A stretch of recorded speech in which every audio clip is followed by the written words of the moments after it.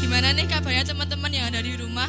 Luar biasa dong ya Mas. Amin, pastinya dong. Kita ketemu lagi di ibadah Paskah kali ini. Kita mau sama-sama memujikan dan meninggikan nama Tuhan. Meskipun situasi saat ini, tapi kita yakin dan percaya dan pasti hadir di tengah-tengah kita. Kita mau sama-sama memuliakan nama Tuhan. Kita mau sama-sama undang Tuhan di hadirat kita. Kita mau sama-sama meninggikan nama Tuhan.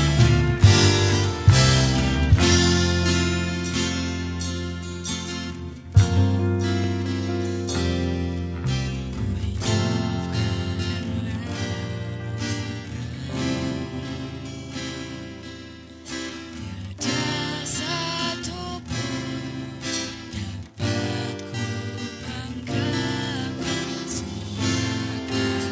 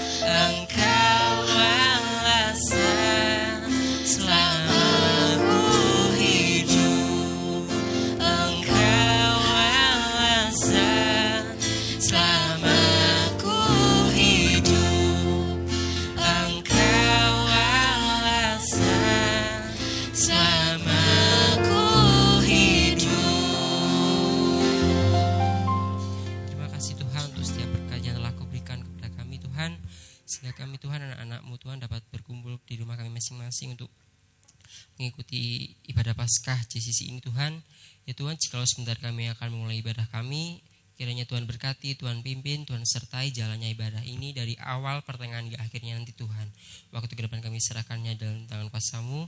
Kami sudah berdoa dan mengucap syukur. Haleluya, amin. Amin. Mari semangat ya teman-teman. Masih. Kita lanjut lagu kedua. Kita mau menari buat Tuhan. Kita mau sama-sama memuliakan nama Tuhan. Buat teman-teman yang makin rebahan, kita mau bangkit berdiri dulu buat Tuhan. Kita mau sama-sama meninggikan nama Tuhan.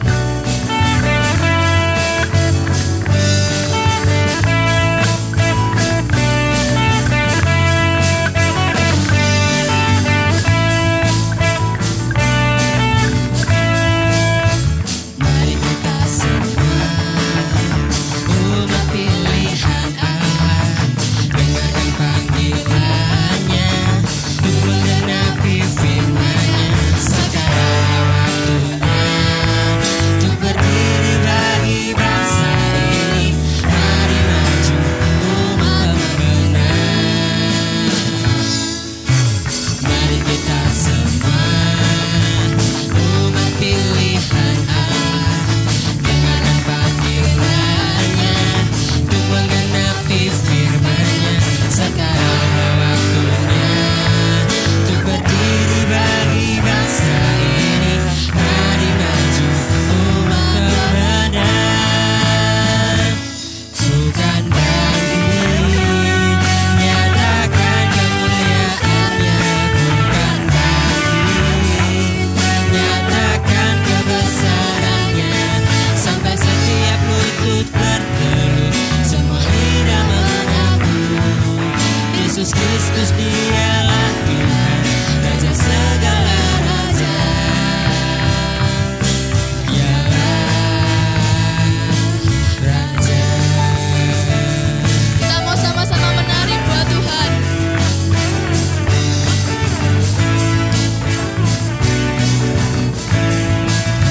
Mari kita semua umat pilihan Allah, dengarkan panggilannya untuk menggenapi firman-Nya. Sekarang waktunya untuk berdiri bagi bangsa ini.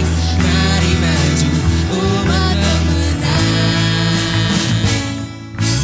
Mari kita semua umat pilihan Allah, dengarkan panggilannya untuk menggenapi firman-Nya. Sekarang waktunya untuk berdiri bagi bangsa ini.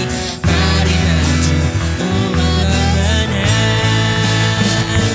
Bukan bangkit, nyatakan kemuliaan-Nya.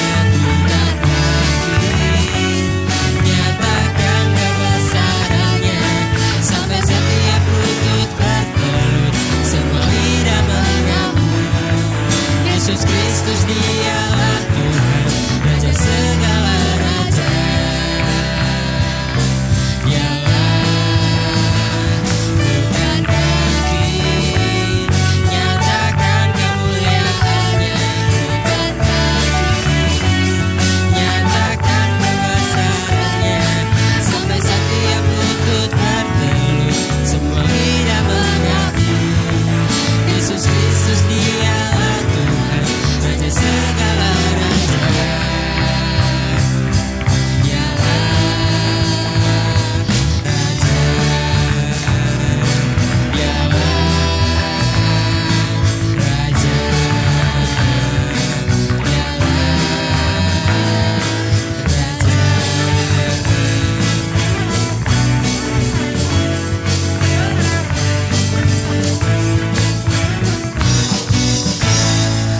Beri kemuliaan buat Tuhan Yesus. Yeay. Kita mau sama-sama mendengarkan firman Tuhan. Kita mau sama-sama masuk di hadirat Tuhan. Kita mau sama-sama memuji dan meninggikan nama Tuhan.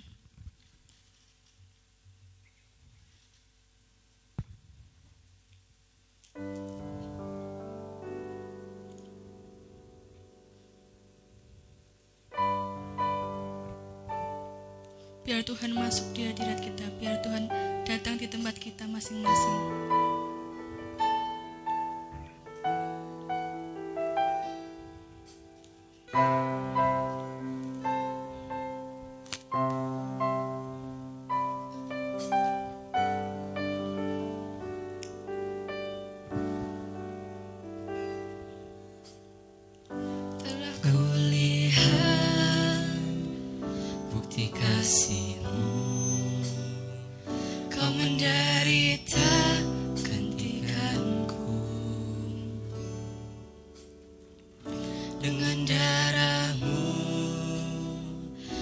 Selamatkanku, kini ku hidup menyenangkanmu. Telah kulihat bukti kasih-Mu,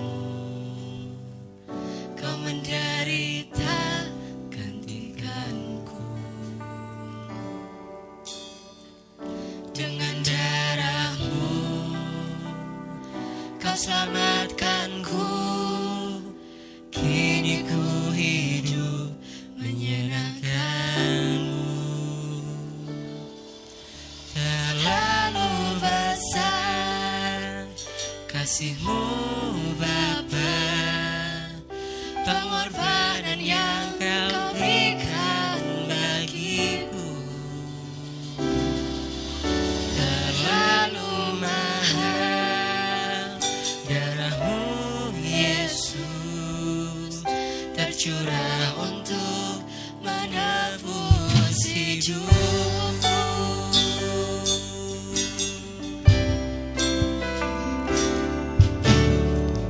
Telah kulihat bukti kasih-Mu, Kau menderita gantikanku. Dengan darah-Mu Kau selamatkanku, kini ku hidup menyenangkanmu. Besar kasih-Mu Bapa, pengorbanan yang Kau berikan bagiku. Terlalu mahal darah-Mu Yesus, tercurah untuk menebus hidupku. Terlalu besar kasih-Mu Bapa, pengorbanan yang Kau berikan bagiku. Terlalu mahal darah-Mu Yesus, tercurah untuk menebus hidupku. Tercurah untuk menebus hidupku. Tercurah untuk menebus hidupku.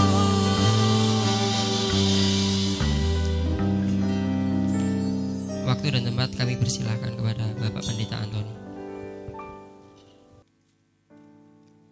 Shalom.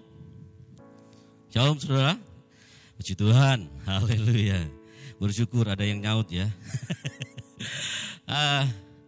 Saya percaya bahwa ibadah itu seharusnya menjadi sebuah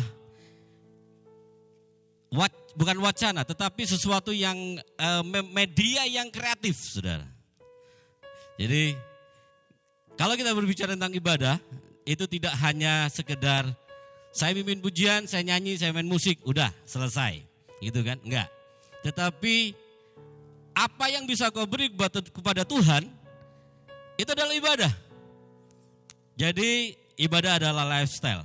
Sayangnya saya nggak berbicara tentang ibadah, hanya nyentil dikit, saudara ya. Oke, nama saya perkenalkan dulu ya. Nama saya Pendeta Charles Antoni. Namanya itu nama orang bule. Saya termasuk bule. bule potan maksudnya. Bule hitam, saudara ya. Nama asli saya Muhammad Rianto dulu. Tapi nenek saya bilang enggak. Anak ini jangan dikasih nama Muhammad Rianto, tapi Charles Anthony gitu kan. Sesuai dengan nama kakek buyut gitu. Oke. Saya udah pendeta, dulu belum. Tapi sekarang sudah pendeta. Loh Pak, kenapa kok belum dulu Pak? Iya dulu saya pendekar, makanya Tuhan tangkap kemudian jadi pendeta. Saudara, puji Tuhan. Saya bersyukur mendapatkan kehormatan untuk bisa menyampaikan sabda firman Tuhan di dalam acara Paskah GCC. Ya mantap, namanya keren banget. GCC. Untung nggak ada P-nya di tengahnya. Kalau JP kan ada Sydney dong, nah gitu kan ya. Di sini ada Sydney? Nggak ada. Oke, jadi asal gereja saya dari GKPY, Gereja Kristen Pantai Kosta Yerusalem. Saya baru 4 tahun berada di kota ini, di Solo ini. Jadi baru pindah dari Jawa Timur. Asalnya saya Jawa Timur. Pelayanan saya memang banyak di anak-anak muda dan musik. Saya juga hari-hari ini menjadi pengajar musik di Sekolah Tinggi Teologi Alianse Anugerah Alianse Surakarta, Semarang Surakarta. Saya rekan kerjanya papinya, iya. Pak Suhandi itu di belakang itu rekan kerja saya. Itu suhu bagi saya. Suhu yang tinggi sekali. Jadi saya bersyukur kalau bukan beliau yang mengarahkan saudara untuk mengundang saya di sini, ya mungkin nggak bisa bicara. Saya berterima kasih buat beliau juga ya. Oke lah. Saya diberi satu tema yang unik, yaitu Rich.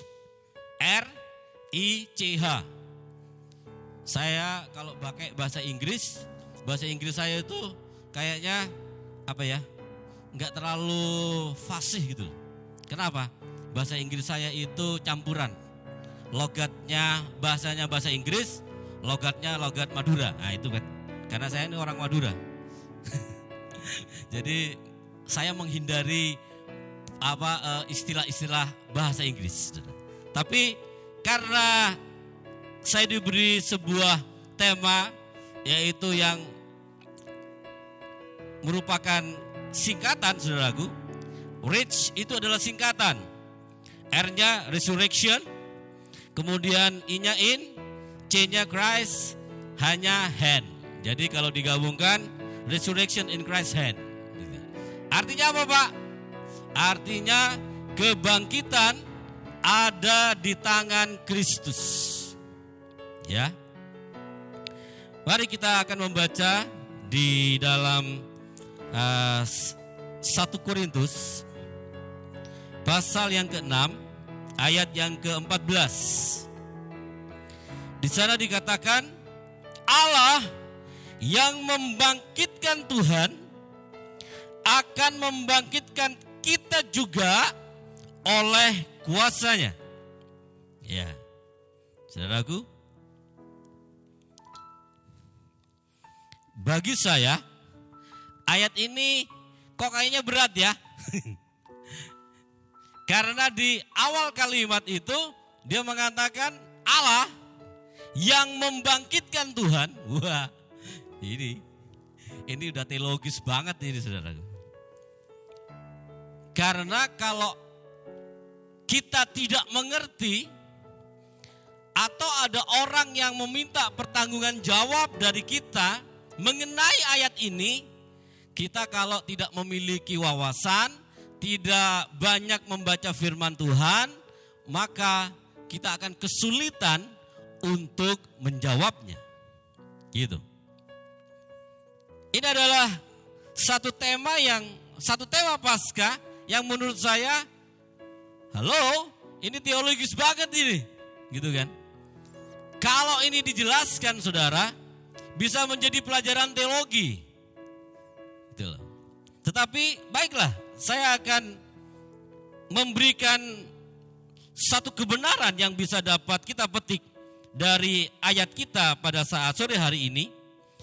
Dikatakan bahwa, sekali lagi dikatakan bahwa Allah yang membangkitkan Tuhan akan membangkitkan kita juga oleh kuasanya. Saya membuka di dalam terjemahan-terjemahan yang lain, saya mendapatnya ada yang berkata begini, Allah yang membangkitkan Tuhan dan juga akan membangkitkan kita oleh kuasanya. Ada yang berkata begitu. Terjemahan yang lain juga mengatakan begini, Allah yang sudah menghidupkan Tuhan Yesus dari kematian, begitu juga Allah akan menghidupkan kita dengan kuasanya. Ini keren. Nah, di terjemahan yang lain saya juga membaca seperti ini. Dan Allah yang bahkan telah membangkitkan Tuhan akan membangkitkan kita juga melalui kuasanya.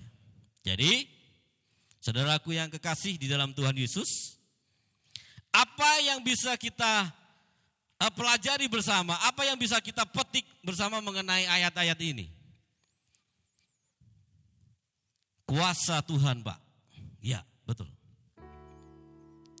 Saya sedikit memberi gambaran supaya untuk memudahkan setiap kita yang mendengarkannya. Apa yang dikatakan oleh Rasul Paulus dalam suratnya kepada jemaat di Korintus, dia mengatakan bahwa Allah yang telah membangkitkan Tuhan, itu dalam tanda kutip. Ini perlu dicermati, ini perlu dimengerti. Maknanya seperti ini, bahwa yang menjadi fokusnya itu adalah sesungguhnya kuasa itu yang membangkitkan itu ada di tangan Allah kita. Kenapa kok Allah membangkitkan Tuhan, Pak?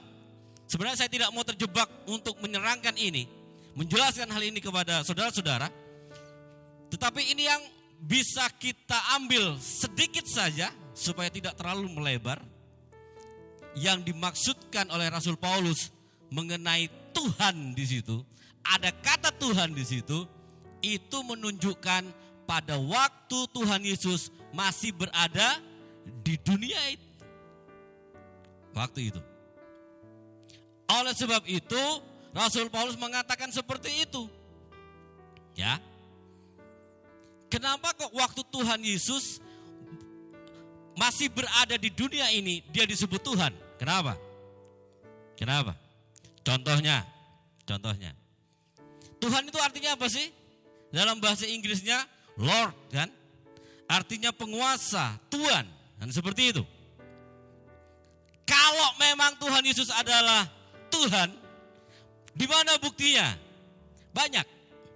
Kalau kita suka membaca Alkitab kita bisa melihat ada begitu banyak peristiwa-peristiwa yang menunjukkan bahwa Yesus itu adalah Tuhan. Salah satunya adalah waktu dia menghardik badai. Iya kan? Dia berkuasa atas siapa? Atas alam. Dia master. Dia adalah penguasa. Lord. Itu.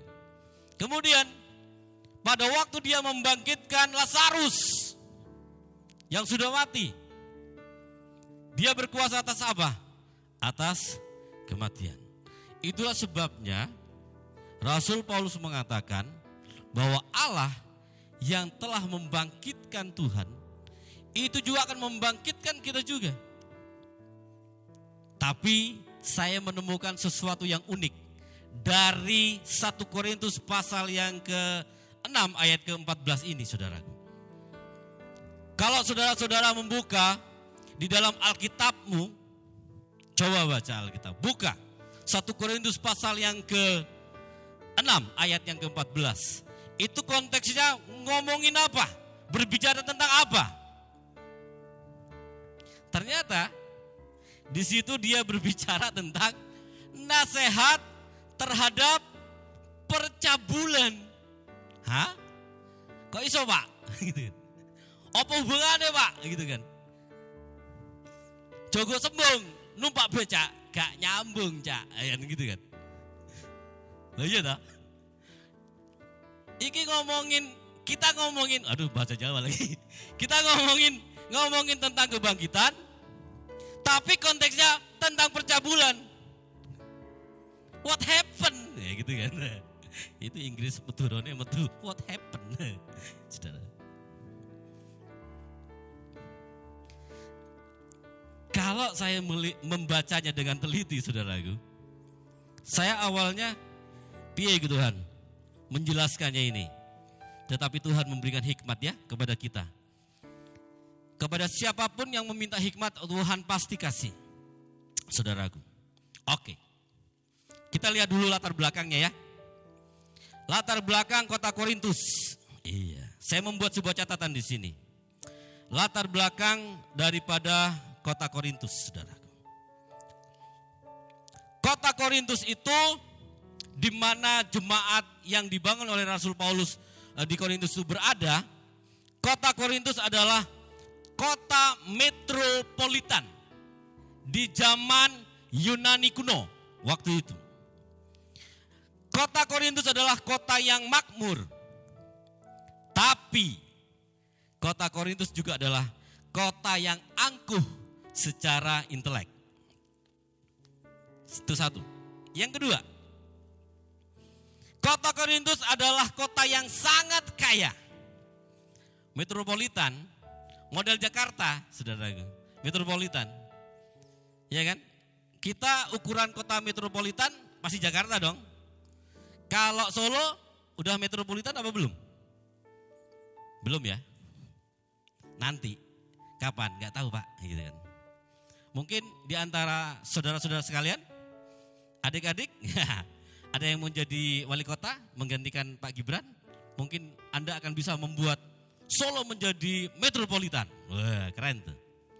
Ya kan? Bisa, pasti bisa.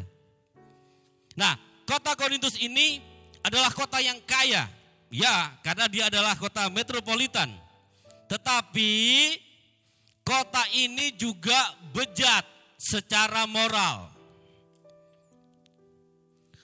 Kota Korintus terkenal karena perbuatan cabul dan hawa nafsunya. Itu kotanya. Coba kita lihat latar belakang jemaatnya yang ada di Korintus. Jemaat di Korintus didirikan oleh Rasul Paulus dalam jangka waktu 18 bulan pelayanannya. Yang kedua, di kota itu bersama dengan Aquila dan Priscilla. Jemaat di Korintus itu terdiri dari orang Yahudi dan non-Yahudi. Nah, tetapi karena jemaat kota Korintus itu didirikan di kota metropolitan yang penuh dengan dinamikanya sedemikian rupa, maka jemaat yang ada di sana ternyata banyak memiliki masalah. Saya baca di dalam 2 Korintus pasal yang ke-12 ayat yang keberapa tuh ya? Ayat bagian-bagian terakhir lah. Di situ dikatakan bahwa jemaat di Korintus itu jemaat yang suka berbisik-bisik, suka gosip, digosok makin sip, suka bikin kerusuhan, demo-demo kemudian kerusuhan, gak oleh beras, gak oleh BLT, nesu, ngamuk, RT ini dibalang watu, marah-marah saudara. Terus apalagi jemaat di Korintus suka perpecahan. Bukan suka, maksudnya gampang terjadi perpecahan di situ. Itu saudara. Itu kondisinya yang terjadi. Oleh sebab itu, pada waktu Rasul Paulus ini berbicara tentang kebangkitan di dalam ayat yang sama-sama kita baca, di sini saya menemukan konteksnya adalah begini. Kebangkitan yang Tuhan miliki itu juga berpotensi membangkitkan jemaat kota Korintus yang mengalami persoalan dan permasalahan yang sangat besar. Jemaat yang kompleks di kota Korintus ini. Kenapa? Karena di situ Rasul Paulus juga berbicara di dalam 1 Korintus, 2 Korintus, saudaraku. Dia menyinggung banyak hal tentang pernikahan, percabulan, tentang apa lagi, perjamuan kudus, tentang kesatuan. Gak boleh berkelahi, gak boleh bikin kelompok-kelompok, gak boleh bikin partai, gak boleh. Waktu itu, kalau sekarang boleh, gitu loh. Bikin apa lagi? Jadi di jemaat Korintus itu penuh masalah. Sekarang saya ingin memberikan satu pemikiran seperti ini. Saudara-saudara, kita tahu bahwa ketika kita hidup di dunia ini, kita sudah banyak masalah. Karena banyak masalah, seringkali kita jadi pribadi yang bermasalah dalam hidup kita. Kalau kita terjebak dengan situasi seperti ini, maka kita akan mengalami penurunan kualitas hidup kita secara rohani. Saudara, ini bahaya. Yang kita tahu, persoalan penurunan kehidupan kualitas kerohanian kita ini sangat mengerikan, saudara. Persoalan-persoalan yang kita hadapi membuat kita menjadi bermasalah. Karena kita tidak tenang, maka kita tidak dapat berdoa. Akhirnya kita mencari jalan keluar sendiri. Kita pakai kekuatan kita sendiri. Kemudian akhirnya kita menjadi pribadi yang bermasalah. Kita menjauh daripada Tuhan. Tuhan tidak bisa berbicara lagi lewat hati nurani kita yang bersih. Kenapa? Karena hati nurani kita menjadi kotor. Ini sama dengan kematian rohani, saudara. Apakah ada yang sanggup membangkitkan kerohanian kita yang sudah mati? Halo? Pendeta? Pelayan Tuhan? Kan sering toh kita ini kalau ada masalah, misalkan persoalan jodoh gitu. Pak, aku kok baperan sih, Pak? Apa sih? Gampangnya pengennya nesu ya. Aku ndelok si A, si B, jengkel aku. Gitu kan. Apa sih, Pak? Kenapa ya, Pak? Oh, mungkin kamu lagi gak punya duit. Enggak juga, Pak. Oh, mungkin kamu lagi sakit perut. Enggak juga, Pak. Apa? Aku temu-temu jengkel gitu loh, Pak. Apa sih?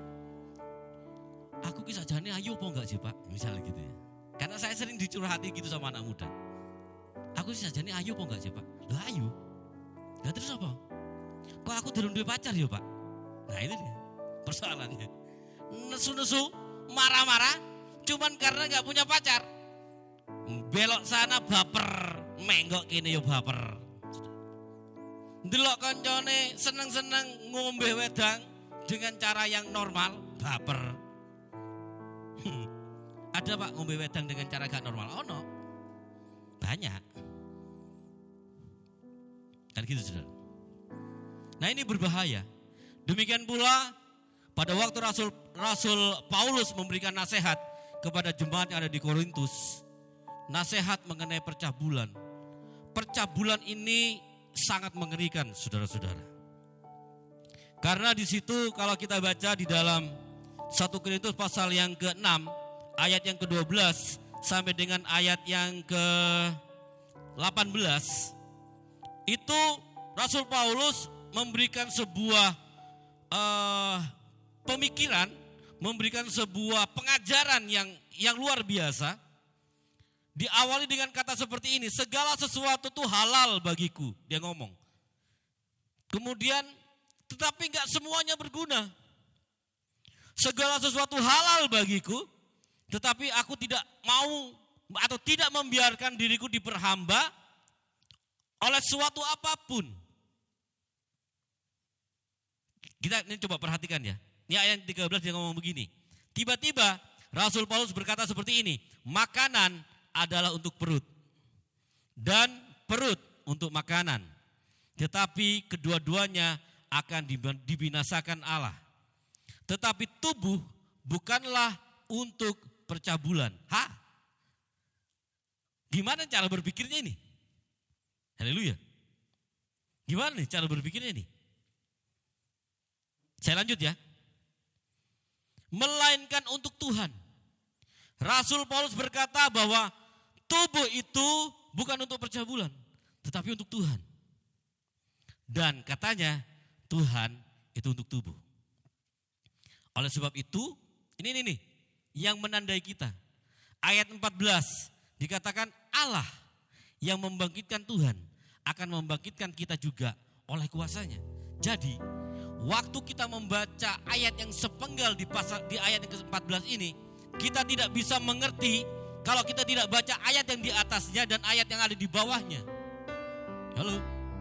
Karena konteksnya itu sebenarnya bukan berdiri sendiri, tetapi itu ada sesuatu kebenaran yang diungkapkan kepada kita.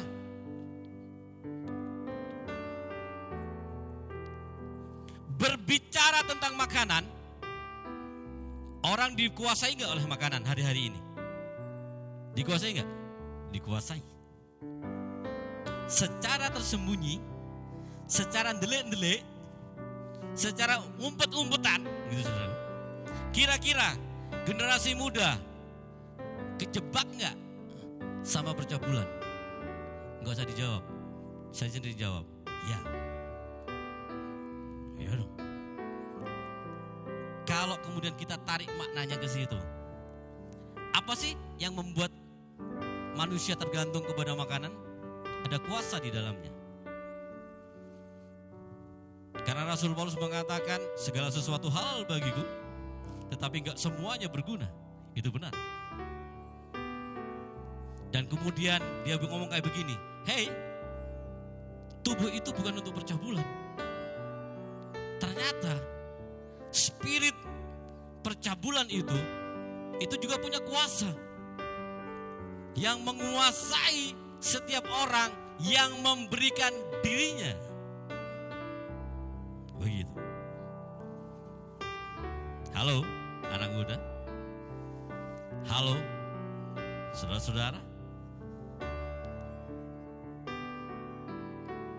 Kembali bertanya kepada dirimu. Responi itu dalam dirimu sendiri. Percabulan itu dilakukan dengan sembunyi-sembunyi. Tidak ada orang yang tahu. Karena itu ada kuasa di balik itu, di balik percabulan itu, dan itu dikuasai. Harus hati-hati. Pak, kenapa harus hati-hati, Pak? Ya. Karena kalau kita dikuasai oleh hal tersebut, saudaraku, itu berarti kita ini sudah mati.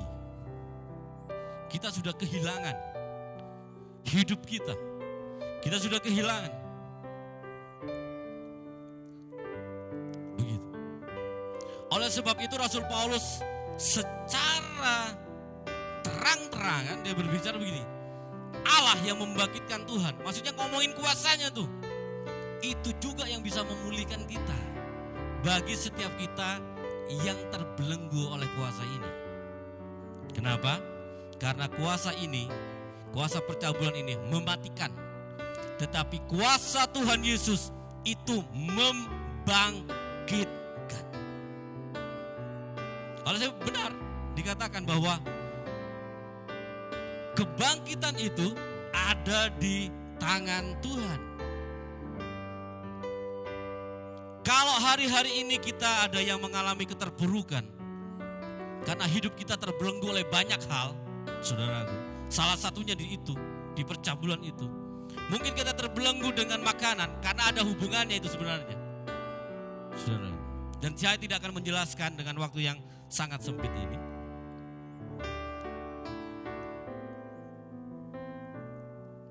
Kalau kita dikuasai seperti itu, maka habislah kita. Saya sedikit bersaksi, saudara ya. Kemarin urat di kepala saya ini muncul besar.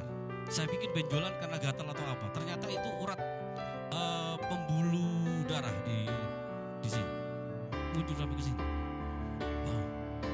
Kenapa nih Tuhan? Saya pikir saya garuk-garuk gak gatal. Tapi waktu saya pencet begini, loh, kok ada ininya, dejutnya. Waduh. Berarti tekanan darah saya naik. Ya, kemudian saya berdoa, opo ya Tuhan, tapi salah mangan opo. Oh, ternyata iya. Hari Jumat saya makan sate kambing. Hari Sabtu saya makan lagi sate kambing, gitu ya. Minggu karena mau ada pelayanan, saya nggak sempat sarapan. Minum kopi, nyoba-nyoba minum kopi. Ya udah. Dan melupakan kebiasaan saya yang baik, yaitu apa? Setiap bangun tidur minum air hangat. Nah, ternyata minum air hangat itu sangat penting tiap bangun pagi, saudara. Kenapa? Karena itu mampu menurunkan tekanan darah, saudara. Salah satunya. Itulah sebabnya. Kenapa kemudian saya berpikir, oh ya, harus menahan diri untuk tidak lagi sering-sering makan, saudaraku. Atau menahan diri untuk tidak dikuasai lagi. Kalau tidak, saya celaka. Itu dia. Jadi, saudaraku yang kekasih di dalam Tuhan Yesus Kristus, Rasul Yohanes mengatakan begini, mencatat perkataan Tuhan Yesus yang berkata seperti ini, akulah kebangkitan dan hidup. Haleluya. Tuhan itu adalah sumber kuasa kebangkitan. Kalau kita berharap kepada dunia, dunia hanya mematikan kita. Dunia hanya membuat kita mati, tidak bisa bangkit. Tetapi Tuhan Yesus, Dia Raja segala raja, Dia sanggup membangkitkan kita. Siapapun di antara kita yang mau datang kepadanya dan berbicara. Kalau engkau mau curhat, kalau engkau mau berbicara secara pribadi, mungkin saya lebih menyarankan saudara masuk dan berdoalah, berbicara dengan Tuhan secara pribadi. Tuhan, aku ngini loh Tuhan. Minta ampun Tuhan, aku telah berbuat ini, dan ini. Itu akan mendatangkan kelegaan. Benar. Saya sering melakukannya. Setiap kali saya berbuat kesalahan, ampuni aku Bapa, ampuni. Ampuni aku Tuhan.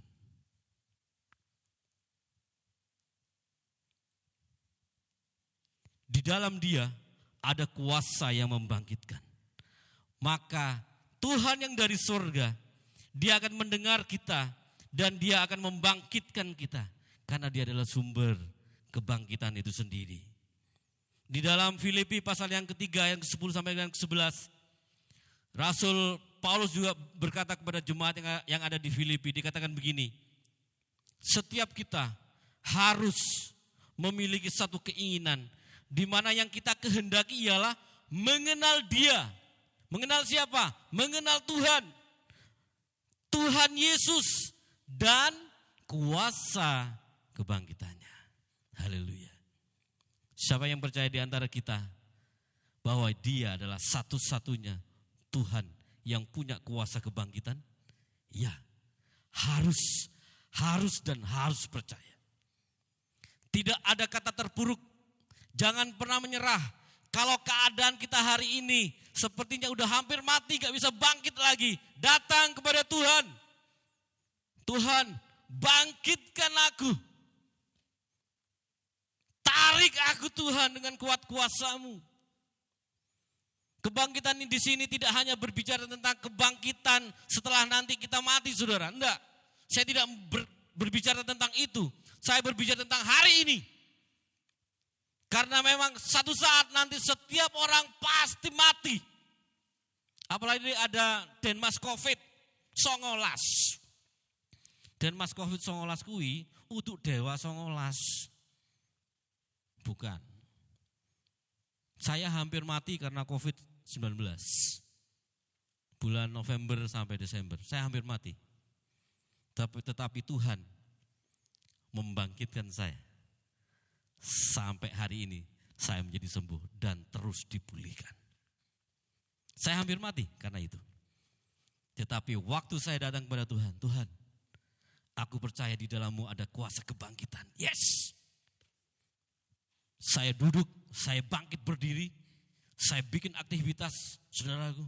Saya duduk, saya lihat orang-orang yang ada di dalam kamar isolasi itu, saudaraku. Saya berteman dengan 4 orang di situ, termasuk saya. Koncoku mati kabeh karyaku tok. Saudara. Ya. Dan saya melihat bagaimana mereka mati karena COVID. Saudara.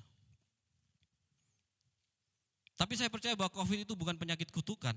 Kenapa harus malu? Enggak. Saudaraku, jaga saja imun tubuhmu. Bikin hatimu happy. Senang-senang. Gitu, saudara. Bikin hatimu senang. Kalau stres, imun tubuhmu turun. Gampang kena. Bikin aja senang. Happy saja. Ada masalah? Doa wae gitu, saudaraku. Makan, minum yang banyak. Udah, itu aja obatnya. Enggak ada yang lain. Minum vitamin C. Agak banyakan, itu saudara. Berjemur, ya berjemur. Oke, jalan terus, itu saudara. Haleluya. Saya percaya bahwa semuanya ini terjadi karena Tuhan sangat mengasihi kita.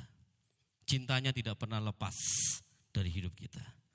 Amin. Saudara-saudara yang dikasihi dalam Tuhan Yesus Kristus, silakan pemain musik untuk bisa. Saya ingin menyanyikan sebuah pujian untuk mengakhiri renungan firman Tuhan pada saat sore hari ini. Biarlah apa yang saya sampaikan ini boleh memberkati kita semuanya yang mendengarkannya, baik yang di tempat ini maupun yang ada di rumah. Saya percaya bahwa tahun ini adalah tahun kebangkitan.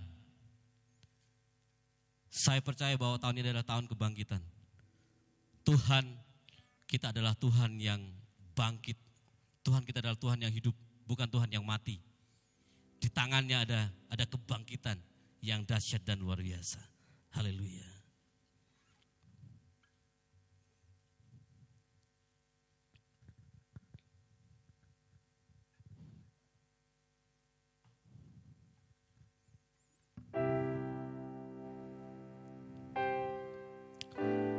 Oh Yesus, terima kasih Tuhan. Haleluya. Kami bersyukur Tuhan. Oh, haleluya.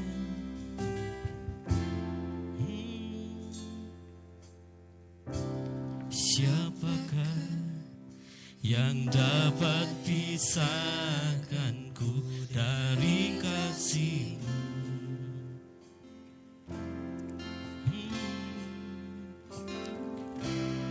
Tetesan darah-Mu buktikan besar cinta-Mu. Sedalamnya lembah di hidupku, Engkau datang mengangkat hidupku.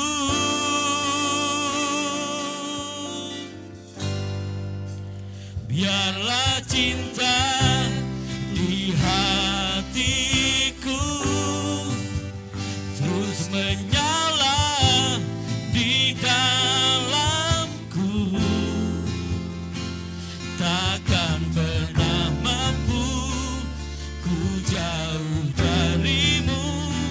Engkau alasanku hidup. Setiap musim di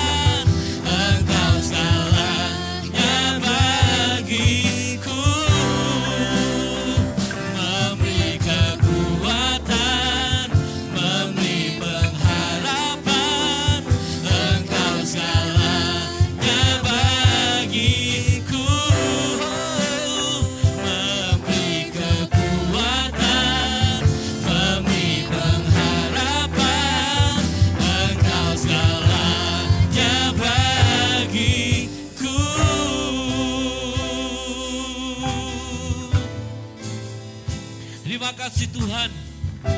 Kami bersyukur untuk kuasa kebangkitan-Mu yang dahsyat dan luar biasa. Itu terasa hingga sampai hari ini Tuhan. Kami bersyukur untuk segala apa yang Kau buat dalam hidup kami. Karena kami percaya bahwa di tangan-Mu itu ada kuasa kebangkitan yang sanggup membangkitkan setiap kami. Sebab cinta-Mu itu besar Tuhan untuk kami. Sebab kasih-Mu itu besar untuk setiap orang. Oleh sebab itu kuasa itu diberikan. Kuasa kebangkitan itu disediakan untuk setiap kami Tuhan. Kami bersyukur. Kami bersyukur. Hamba berdoa untuk kelompok anak muda GCC yang hari ini mereka beribadah bersama-sama dengan kami. Tuhan, biarlah kuasa kebangkitan-Mu itu Tuhan nyata di tengah-tengah mereka. Mereka generasi muda yang diurapi oleh Engkau. Hamba berdoa di dalam nama Tuhan Yesus, biarlah anak-anak muda ini adalah anak-anak muda yang menandai kebangkitan yang dahsyat dan luar biasa. Menjadi generasi yang dibangkitkan di tengah-tengah keterpurukan yang ada Tuhan.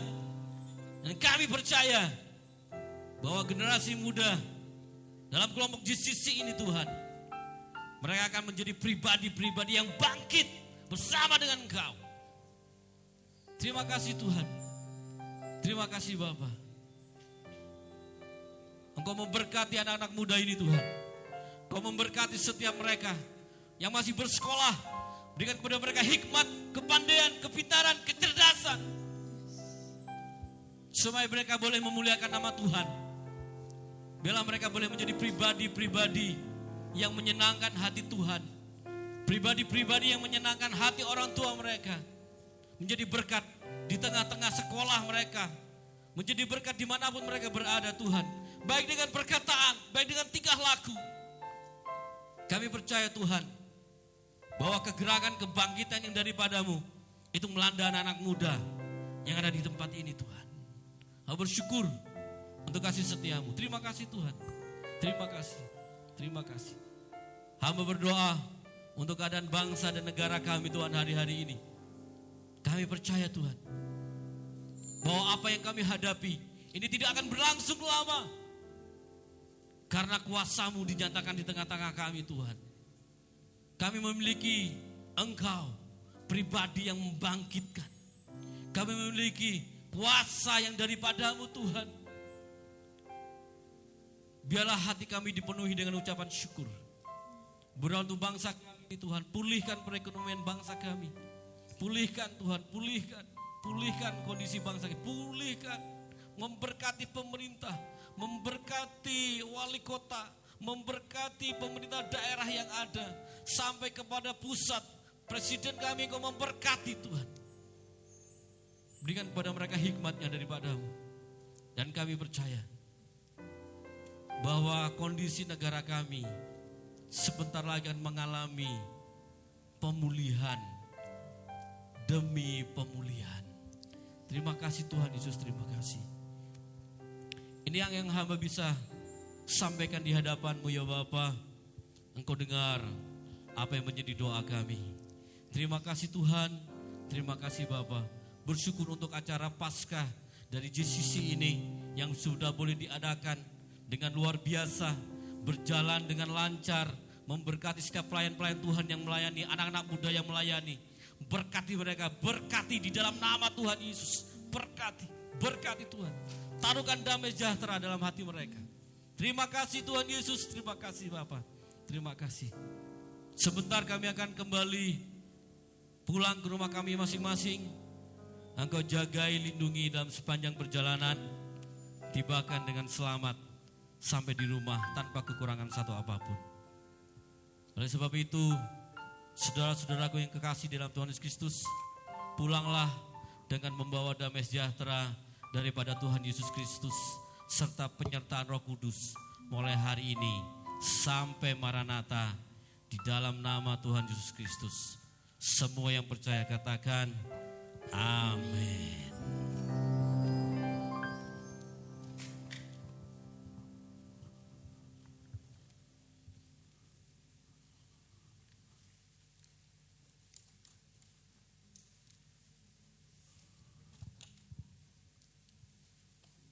Terima kasih buat pelayanan Bapak Pendeta Anthony Charles. Semoga setiap pelayanannya dapat terberkati untuk kita semua. Amin. Shalom teman-teman. Shalom. Masih semangat kan? Masih dong Kak. Sebelum kita mengakhiri ibadah Paskah kita hari ini, kita pujikan satu pujian lagi, Ku Kan Bangkit.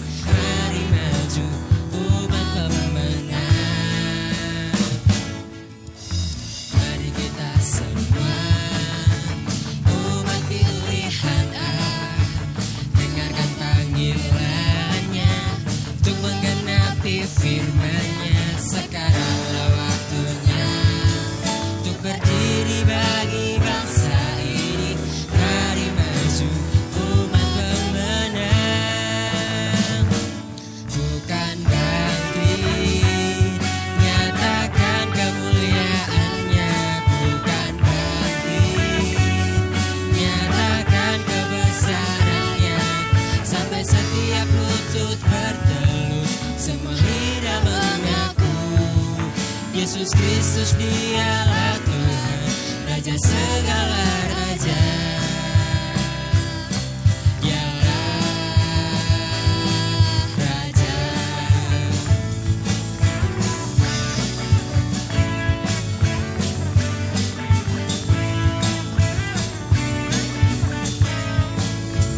Mari kita semua umat pilihan Allah, dengarkan panggilannya untuk menggenapi firman-Nya. Sekaranglah waktunya untuk berdiri bagi bangsa ini.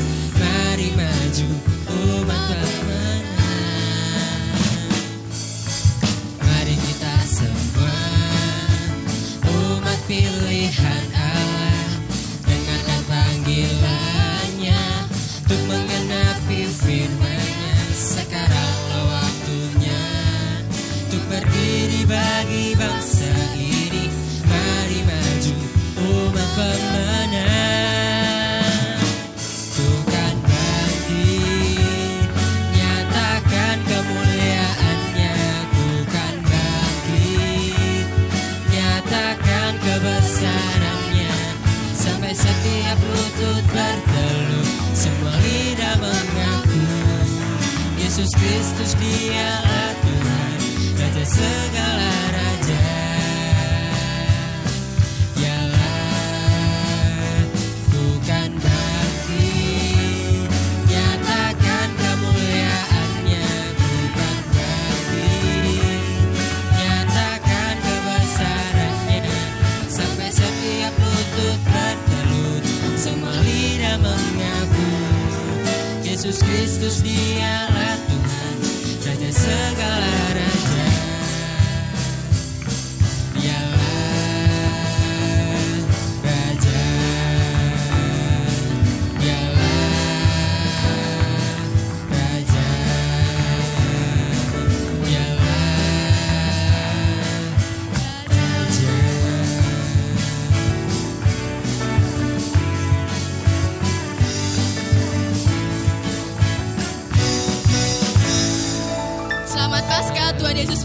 memberkati.